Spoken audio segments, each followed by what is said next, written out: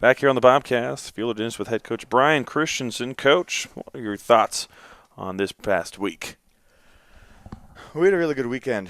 I think it was some of the best final sessions that I've ever really seen as a coach. Really?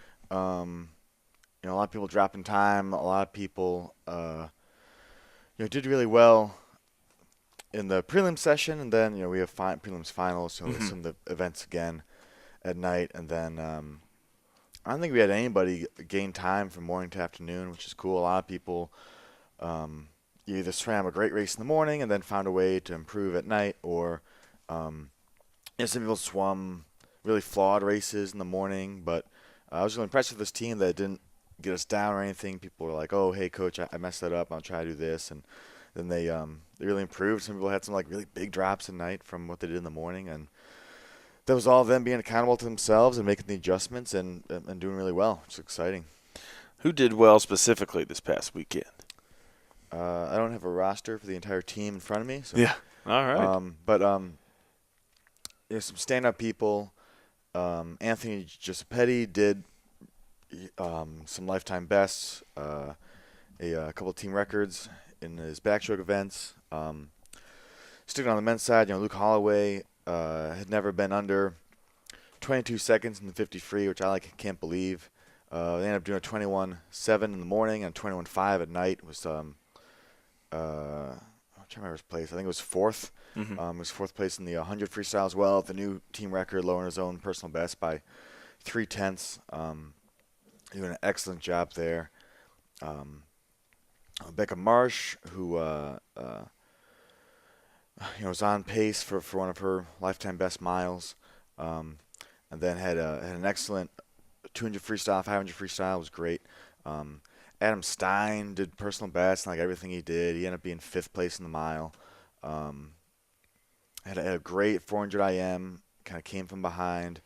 It's funny, the other coaches were like, Adam, he'll be the first to tell you, in the 400 IM, fly back breast free every stroke. Adam is not a great flyer and a terrible backstroker, a decent breaststroker, and a fantastic freestyler. So he was he was in last place going into the last half of that race, and then he ended up winning his heat.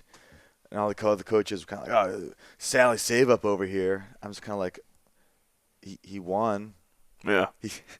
He beat you guys. Like, I don't know what you want me to. Yeah. I don't know what you want me to say. That's the point here. It's competition. Megan Doyle had a really great 500 freestyle, hitting the goals that she wanted to do there. It was really exciting. Megan Culbertson had a fantastic meet. She even tried a lot of exhibition events. We kind of play around with her. She had a fantastic job. Maddie Weinberger was, we keep kind of tracking her based on where she was last year. She, great improvements from what she did this meet last year. Haley Benedictus had a really breakthrough meet, our freshman there. She really came together, anchoring our medley relay in 25.5, which was a best time for her. Our 200s are doing better than our 100s, or better than our 400s relay-wise right now. We're sprinting really well. We might need to do a little more 200 or 100 pace work. Because both our men and women's 200 free and 200 medley relays were really great. 400s were they were okay. They could be a little bit better. I think everyone else. There's so many. Luke Russell, Cameron Edwards on the men's side had some breakthrough meets. Brady Peterson on the men's side. Brady was kind of off on a couple of things. He came together really well at the 200 fly at the end. On the women's side, Aubrey Morris, her 200 fly, ended up making top 24. She did not expect it. Yeah. I think that you really want to be top 24. But she swam it again at night, ended up doing dropping another second at night. One of those people that kept rolling. I don't think she likes to hear that she's a good 200 flyer, but she is a good 200 flyer. I think that's a race she doesn't quite like, but hey, you got 22nd place. Yeah. in a meet that was very competitive. That had a lot of teams. We didn't have a lot of finalists. Um, Spencer Korb on the men's side. He had some personal goals that he met in a really exciting way, which was fun. No, that was a fun meet. Yeah. We did really well. It was Coach, a good time. what's it like to be in an event of that size? A large event where you have to have the top 24 come back. Is it a different kind of atmosphere for your team? Yeah, certainly different than like a dual meet or something. Mm-hmm. I think we're still kind of figuring that out. Because right now, at least at a meet like this, it's in a meet where everybody can come back.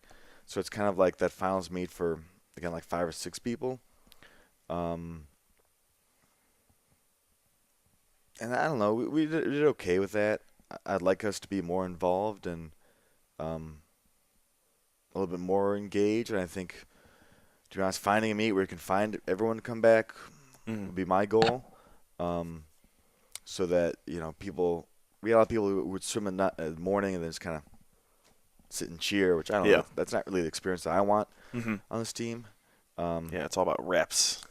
Yeah, it was really great for those handful of folks who had finals, and we swum fast to finals. But I want everyone to swim fast to finals. Who knows how many people that had a great prelims, but just we had some people at 24th, 25th.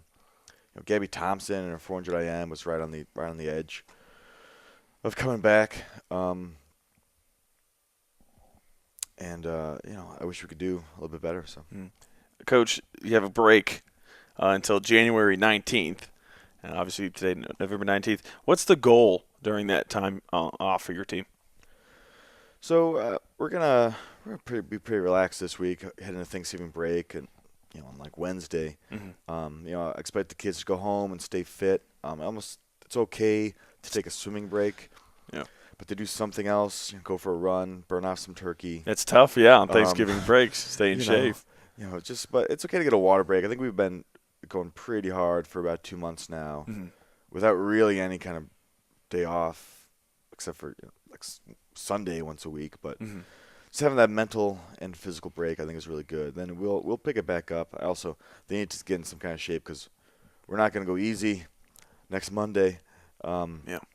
We'll go hard for about 2 weeks and then relax a little bit during finals and stuff. And they'll go home and they better swim or stay in shape. There's no turkey stopping them there. Because then we'll go on our train trip down to Florida, and we'll go really hard for about 8 days down there. And then when we come back, that's a week of York, so that's pretty much the next 2 months in a nutshell. It'll go fast, and Mm-hmm. so it's I guess to sum up, it'd be some pretty intense weeks scattered in there, kind of around some time where they're not on campus, and they need to be responsible enough to hopefully, and they have goals that are strong enough that they're going to be motivated to keep working. Coach, thank you for joining us and looking forward to this little time off, kind of to regroup and get things going again. Yeah, thank you. Back here on the Bobcast, Coach Kerry Saunders. Coach, 2 wins this past week and then a couple of victories in the Jim Crawley Classic. What would you say your overall thoughts on your team's performance? Overall, I was really, really happy with the performance this weekend. I think we got valuable minutes to a lot of people who hadn't got valuable minutes previously in our first game. And I was really, really happy with the way that we came back on Sunday and brought more energy, more positivity to our game. Because even though we won on Saturday, I thought that we were lacking that. But overall, I think we had a really, really great weekend. And we're looking forward to what's next. And starting off 3-0 is the best way to start off. Yeah, absolutely. You spoke about on Saturday you wanted more energy than, like you said, Sunday you guys jump out to an 11-0 run or 11-2 run. They get that early timeout and really got the momentum going. What can you say about, she was the Jim Crawley Classic MVP, Megan Kelly's play this weekend? I'm so pleased with Megan Kelly. She's a senior. Her and Jasmine are my first recruiting class, and Megan is playing like a senior right now.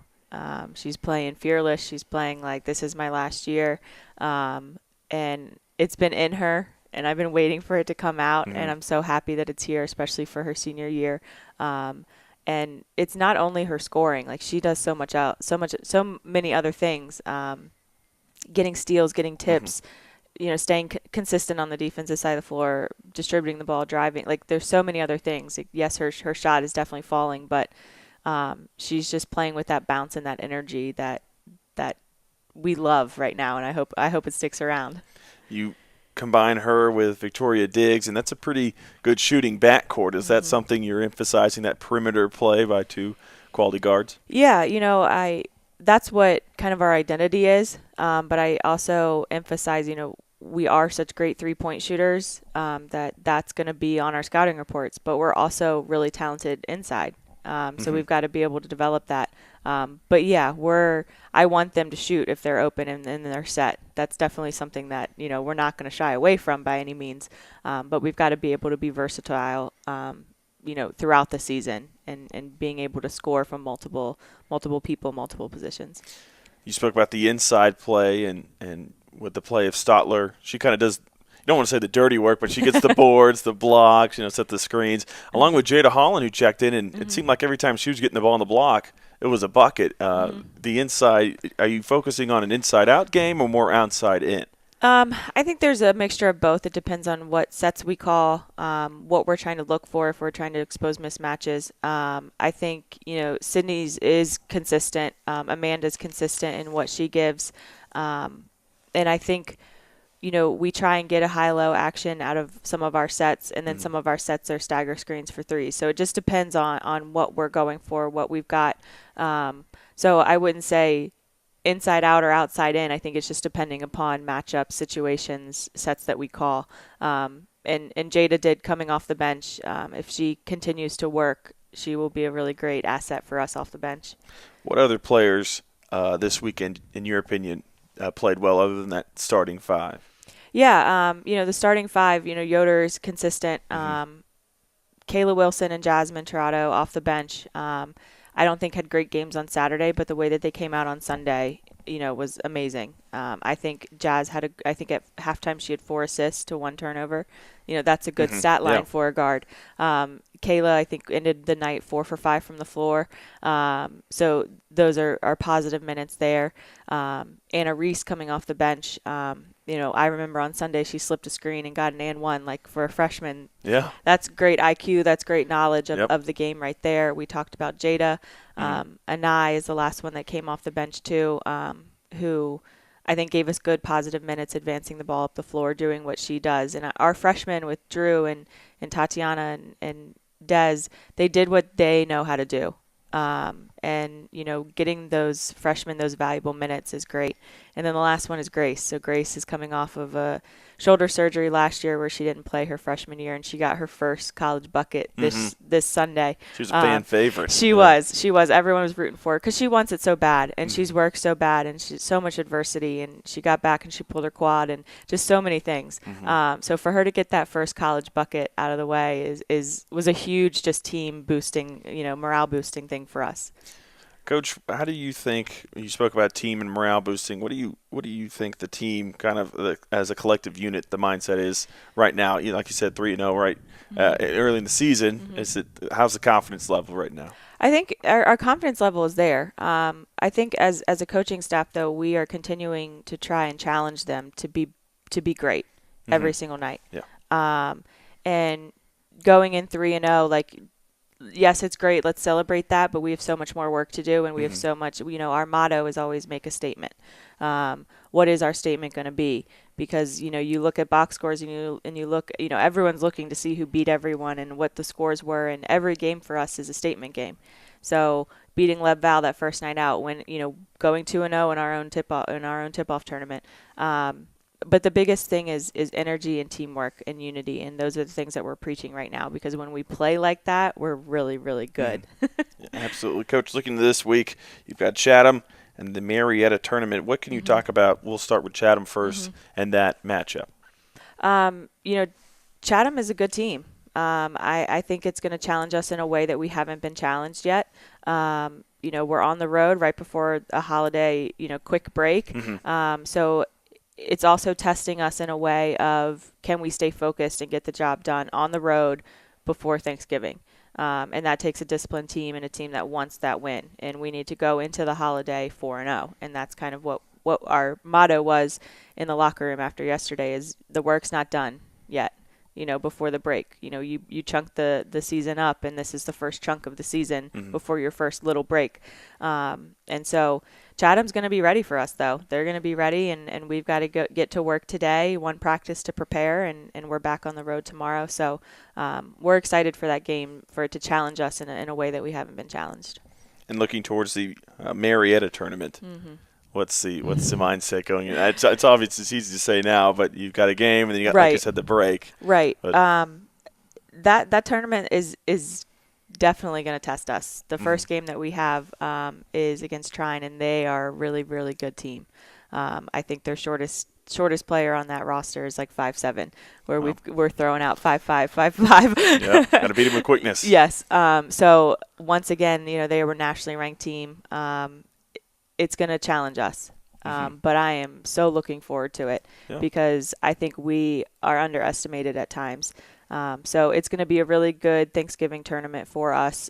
Get on the road, spend the weekend. Our parents are coming up to be with us. It's just going to be a good weekend for us to kind of get away and just be ourselves, but also play against a really competitive team on Saturday. So, Coach, thanks for joining us. Looking forward to this week's slate of games. Thank you. Another episode of the Bobcast. Fielder Dennis with head coach Delane Fitzgerald. Coach, big win this past Saturday. What are your overall thoughts on your team's performance? I thought we played okay. Okay to good. We played well enough to win, played well enough to score 42 points. There's some things we need to fix, special teams and defensively going forward, but we played okay. Your offense had over 500 yards in total against WNE. What was working for that side of the field? Yeah, just about everything worked in the run game. We go into the game and we got some guys banged up, so we're playing with some backups. And Malcolm Facey rushes for 100 yards in the first half, and we've known Malcolm was a good player here for a long time, and he got a chance to prove it on Saturday. But he rushed 400 and some in the first half, and then Jamal Moran had a big second half. Connor was sharp throwing the football on Saturday, and our receivers went up and made plays. And then without our offensive line and their blocking, it was as good a game as we played up front on the O-line all season. How important is it, you spoke about Facey and Morant, to have depth at that running back position so late in the season right now? Yeah, I don't know if we've ever had too much depth. I remember a couple of years ago we brought in 11 running backs, and we looked up in the third week of the preseason, and we only had 4 of them left. And we actually went into the preseason game and started our 4th-string running back. You can go from a whole lot of tailbacks to none really, really quickly, and it's nice to have a stable of 8, 9, 10 good players at that position. You spoke about the receivers playing well. Sergio Andino was one of the names that jumped off the page, over 90 yards receiving, had one of his better games this season. Was he a point of emphasis this week offensively? Well, Sergio got hot for us this time last year and had a great ending to his junior season, and then Sergio got banged up earlier this season, and this is the first time this fall that he's been healthy. He played well on Saturday, and we're happy to see that, and Sergio will be a big part of our offense going forward. Did you think there was one crucial play that turned the tide in the game Saturday? No, I didn't. You asked me that question after the game on Saturday, and I didn't think there was a turning point in the game. But I thought Vinny's interception and us turning that interception into points after that, I thought kind of shut the door on them. That's when it was no longer a football game. Game was over. Connor Cox, you spoke about him earlier, only 5 incompletions on the day. He seems to be in a real groove here late in the season. What's attributing to that right now?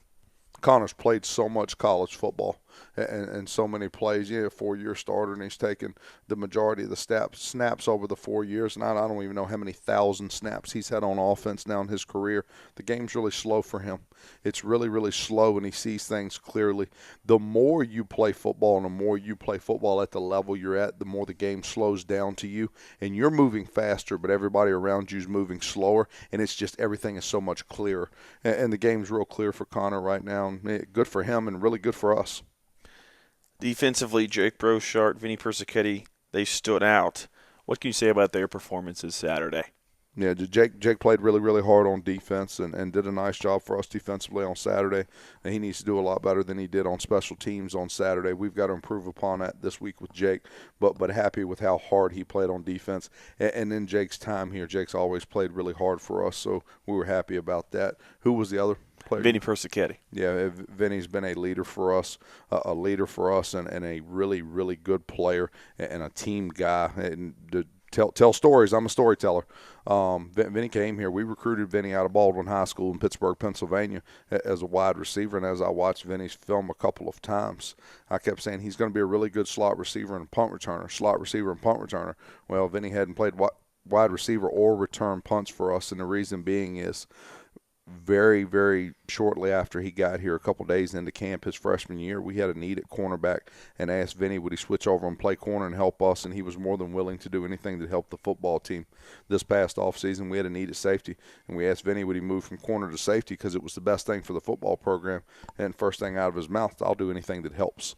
So, good for Vinny, and Vinny seems to play really, really well in big games. The bigger the game, the better he plays. Yeah, that was my next question. He's done so well in his time in the playoffs at Frostburg State. Do you think that's a thing? Some players just step up when the stage gets a little bigger, a little brighter under the lights? Well, he had a little bit of an axe to grind last fall, and we can talk about it now. But his last three choices for colleges were Washington and Jefferson, Waynesburg, where his father played, or Frostburg State, where his older brother played. And we ended up winning the recruiting battle against those two schools. But him getting a chance to go back and play against Washington and Jefferson after they were one of his final three schools, I think was really big for him last year. So, yeah, he played great in that game, had 90 yards and interception returns, 2 interceptions. Great there. I think big-time players make big-time plays in big-time games. I believe that, and Vinny seems to do that for us. Looking at this weekend against in-state Johns Hopkins, what can you tell me about the Blue Jays? Yeah, maybe the best coach football team in the country. The head coach has been there for 28 years now and has been really good for the last 24, 25 years, and they've won a ton of football games. The head coach has won 209 games. So he's one of the elite, done a great job there. Their assistant coaches do a great job of getting their players ready to play, and they're ready to play each week. Offensively, extremely talented. Got the Division III Tom Brady running around at quarterback, and the young man's really, really good. And been a long time since I've seen a quarterback at this level can have people around his feet and step into a throw and throw it 45 yards on a post ball and it be on the money. He can put it on a dime at 45 yards, and that's rare at this level. And then he's got receivers that go make plays for him, and then their running back and their offensive linemen are really, really good too. They've got a great freshman player running around making plays for them on defense. Their leading tackler is a true freshman out of California, which is rare. That's when you know kind of John Hopkins' recruiting footprint. They're nationally recruiting. We're a regional university and a state university, and we like to keep things here in the Mid-Atlantic. They have players from all over the country, but they've got a freshman from California that's made the majority of their tackles on defense, and he is a great football player, going to be even better going forward. And then they have a bunch of other players on defense that are good football players. But they are well coached on offense, defense, and special teams. They run to the ball on special teams. They run to the ball on defense. And then they make plays on offense. And when you make an adjustment against them, they counter and make another adjustment. Great counter punchers. Sounds like there's going to be a game within the game this Saturday. Looking at the matchup, how much does the in-state game like this one mean to Frostburg State University? I'm not sure our players still know that. I'm not sure they figured out that this is an in-state game. If you'd have polled our players in August and asked them where John Hopkins was located outside of the Baltimore City, Baltimore County players, our kids would have told you Boston and New York and Chicago, and no, they had no idea because John Hopkins doesn't recruit many kids from the area. Is this as heated as the Stevenson versus Frostburg? No. Is it as heated as Salisbury versus Frostburg? No, it's not even close. Our kids will get excited because we're in the Sweet 16 and got a chance to play for the Elite Eight. So we'll get excited for the game. I don't know if I'd call this an in-state rivalry. What they should call this is the Academic Bowl. That's what this should be called because it's a game between two of the great academic universities in our country. All right, Coach. Well, we're looking forward to it Saturday. That's it. That's all I get today. That's right. That's all I get today. Hey, no predictions. I don't. I'd have been wrong. I I'd have been wrong on all of them on Saturday anyway. So everybody I thought was going to lose won. So it's a great reason for me not to gamble. Yes. Yeah, because I'd be really bad at it. Coach, thank you so much. We're looking forward to Saturday. Thank you all for having me. Go Bobcats. Back here on the Bobcast, Fielder Dennis with Coach Sean Brown. Coach, exciting week. Just talk about your team's performance this past week. Well, starting with Tuesday, I think we did a pretty good job against. We played Cheney. We squeaked out a victory there. They had already played 2 games. It was our first, so it was a really gratifying victory for us there.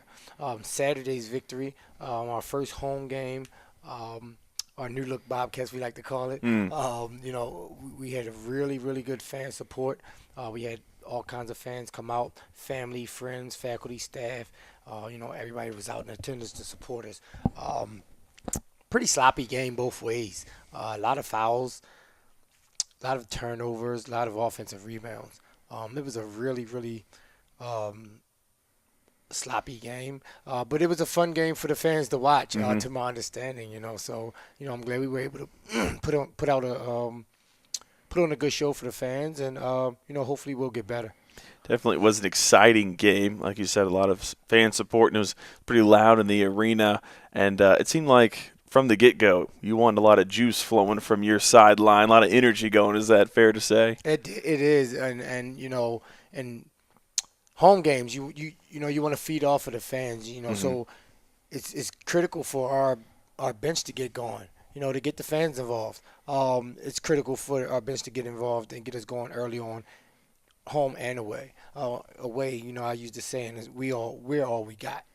So that's something that we really make a concerted effort to have our bench involved. And if they stay involved in the game when they're ready to play, when their number's called, they're focused. They're already in tune. They know what we're doing, and it's easy transition.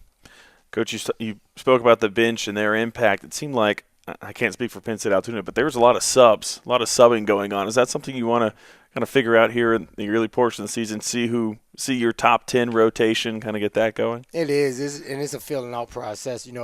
There's only two kids that I know personally, coming back here, and that was Ed Cole and Zach Coleman.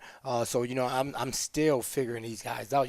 Division III in the preseason, we can't put eyes on these guys. Right. We can't evaluate them in any way. Only thing we can mandate is academic efficiencies, study halls and academic meetings and things like that. But we can't do anything basketball. We can't X and O. We can't talk about basketball. We can't even show them film from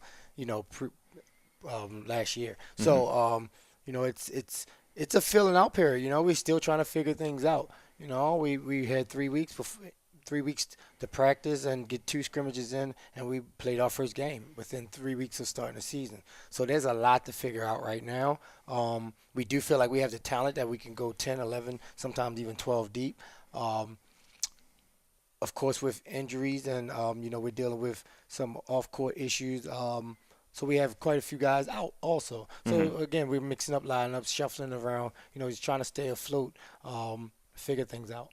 Coach, it looked like against Penn State Altoona, a lot of first year, some new faces being played, and that's to be expected. Was that something you wanted to get at the home atmosphere, get those first year guys some reps in front of the crowd? Well, actually, we had 2 first year kids start our first game of the season against Cheney. What we want to do, we want to put the guys out there, not only the best players, but we want to put the guys out there who's number one, doing what we asked them to do at practice. Our concepts are a little bit different. The things that we're, looking to enforce, they're a little bit different than the past. So that's number one. We want to put the guys out there that's doing exactly or trying to do exactly what we want them to do at practice, and see if it translates into the game. Those guys should be rewarded for trying to do what we want them to do.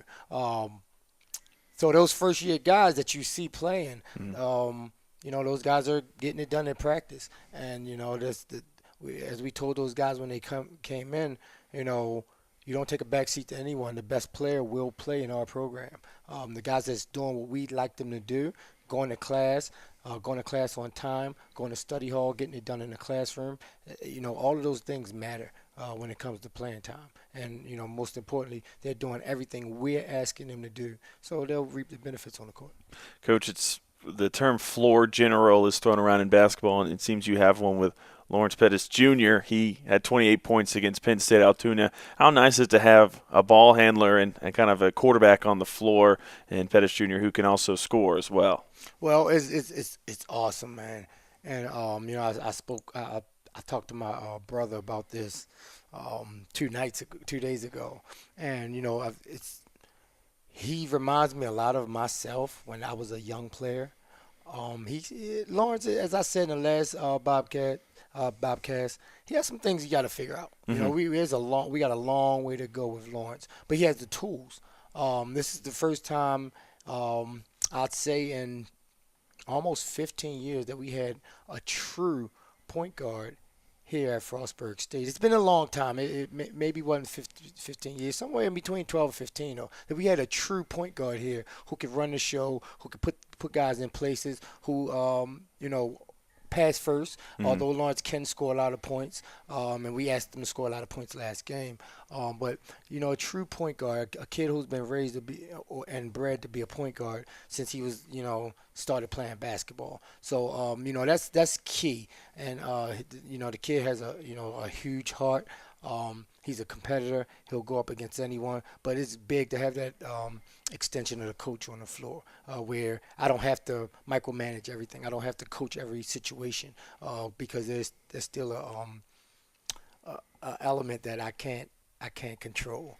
And those guys have got to play. They got to figure things out sometimes on the floor, and we need that leader to get those guys together and figure it out. It also helps when he can protect the rim with his athletic ability to go up there and block some shots at the point guard position, right? Absolutely. He's an elite athlete. Folks look at Lawrence's his slight build or his slight stature, and they kind of take him for granted. Take him for granted, and But once you get out there on the floor with him, you see he's if you're not ready, it could be a long day for defenders. And offensive guys also because he can defend well. He's a really good player. I would venture out to say probably the best point guard in our league. And just looking at the landscape of the league, I'm not sure if it's close. With his ability to orchestrate the offense, and you go to Daniel Alexander, his length and his slashing ability on the offensive end, and you go inside with Edwin Cole, it seems like you've kind of got a three-headed monster here, especially with Alexander, and he can cover the best offensive player for the opposing team on the wing position. Is that fair to say? Absolutely. Daniel, and that's one thing that Daniel's done. He's he wants to take the best player. We've moved Daniel around from 2 to 3 to 4 already this year. And as I keep telling everybody who asks about Daniel, it's hard to keep him off the floor. When he goes off the floor, our production dips quite a bit. And he's not even, right now his shot hadn't even started falling. Mm-hmm. So when his shot start falling, oh man, we could be Sky's a totally different team. But he's taking on that role as our defensive stopper. He wanted to. Prior to the season, he said that's the role he wanted. He wanted to be better defensively. He wanted to be one of the best 2 or 3 defenders in the league. And I think he has the ability. He has the strength. He has the length. He has the anticipation skills to do that. Again, he just need to continue working on some of the concepts that we're trying to instill in him, and he'll become even much deadly defender. He's scary out there on that wing defending. Absolutely, and it seemed like Saturday the offense was really clicking when Desmond Leidy was at the ball handler position. You moved Pettis over to the off ball, and you had some. You've seen that. Yeah, we saw how Leidy came in and brought the ball up the floor, and that allowed Pettis to kind of move around and space it out a little more. Is that something you want to do? You want to work from the outside in, or do you prefer more inside out? Well, inside out, and like I told you, we're dealing with quite a few off the court issues. We hadn't had our big man Sean Patterson. He hadn't played yet. We won't see him until probably game 4 or 5. Zach Coleman, we hadn't seen him yet. The in the scrimmages, these two are starters. That gives us the ability to move Ed to the 3. So a lot we of hadn't length. seen Sean. Right, Sean 6'7", and Zach's 6'10", 6'11". So, we're missing some depth. We have a freshman who we hadn't seen yet, who's also 6'7". So we have quite a bit of length. So we want to go inside out. We move Lawrence around a little bit, and the way I coach basketball and in my scheme and philosophy, no one has set positions. You got to learn 2-3 positions because you may be moved around. And we told Lawrence that on day one. He took it with, he hadn't played a whole lot of 2, but he said, Coach, I can play the 2. I'm fine with that. And obviously Desmond knows how to play the point guard spot. He's real comfortable out there. He's the consummate professional. He's going to do everything we ask him to do, everything we need him to do, and then some. So, I feel real comfortable with those 2 guys out there. And as a coach, I've always loved to play 2 point guards at one time. You want to try to get 5 to 7 minutes every game where you got 2 on the floor. They just bring a different kind of feistiness, different dynamic basketball IQ-wise. It just flows so much better. It really helps with, especially this level, with the pressing. When teams press you and you're getting it down the floor, you have 2 ball handlers. Not much stress to get it down the court. Well, to be honest with you, either one of those guys, I feel comfortable with getting the ball in and kind of making good decisions to get through the press. When Lawrence is in the game, teams might as well not even think about pressing us. Because, as you see, we tell everybody, get the ball to Lawrence and everybody else get out of the way. And he's like a one-man press break. And that goes back to, us not having a point guard in a long time. I remember when I used to play, Coach Hatch would say, get Brown the ball and get out of his way. He'll break the press. You guys just, be ready to finish. And, now we have a real point guard, and again, I've mentioned Coach Hatch once, but Coach Hatch, really identified Lawrence as that guy. We've been, I think I've told you, we had an eye on Lawrence since he was 12 years old. And, once Lawrence, reached out to us that he wanted, he was really interested in coming here and transferring here, we all knew that, this is the kind of kid we had. So, yeah. We're not really concerned about guys pressing us much. We get Lawrence the ball, everybody else get out of the way. I don't care if 2 guys, coach, 2 guys on him. That don't matter. He'll get open, get him the ball, everybody else get out of the way, and we got a 5-on-3 break. Coach, looking to this week, you've got Marietta, then you play the Carnegie Mellon Invitational. You go on the road. Looking at the Marietta matchup, what should we expect in that game? Well, Marietta is a really, really, really good team. They started out they're 4-0 right now. I think they've won 20 games, 8 out of their last 9 years. They've been in the NCAA more than half of those 8 or 9 years. So this is a big test for us. Okay, and we're still shorthanded. We're going to go up there and compete. Really good team. Started out 4-0. 3 of their victories were by 30+. They're playing 14, 15 guys every single night. So they're platooning, if I'm not mistaken. So it's going to be interesting. They have 4 or 5 guys scoring in double figures. The scoring is pretty balanced. The rebound is pretty balanced. I think they have 4 guys with 6+ rebounds a game. So it's going to be a real interesting game. They can play slow or fast, and so can we. So it's just going to be a matter of how the tempo goes. I think the pace. I think if we can control the pace of the game and again get stops, I think we'll be fine because they want to score a lot of points. They want to make the game ugly and get up in the 90s and hundreds. But I think if we can get stops and slow the game down and be efficient in what we do, I think we could. It'll be a good contest. What about the Carnegie Mellon Invitational that weekend? What do you want your team?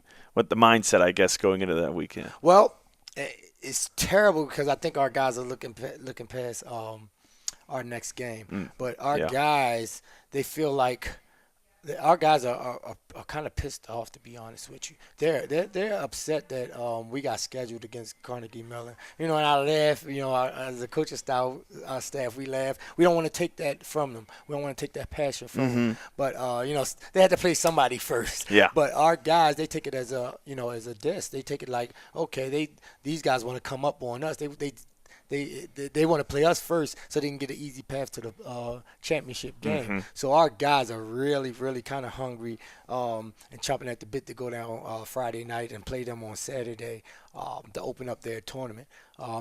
It's going to be a tough contest. Those guys are really good too. Yeah. And you know, it's almost like our guys don't even look at the other teams' records or their games or anything because they don't really care, and that's a good thing. You know, our guys are coming out ready to compete, and they're ready to go against anybody we put in front of them. So that's good. But you know, I wish they wouldn't look past this Marietta game because Marietta probably the best team that's going to be on our schedule outside of Longwood, who's a Division I team. But you know, they're hungry for that tournament on Saturday, Sunday. It's like getting scheduled for the opposing team's homecoming or Absolutely. something like that. Absolutely. Yeah. Yes. Coach Brown, thanks so much for joining us, and good luck this week. Hey, thanks a lot, man. Thanks for having us on the Bobcast. We appreciate everybody's support this weekend and beyond. We're looking to go 3-0. Yep, Coach, looking forward to it. Thanks so much. Thank you.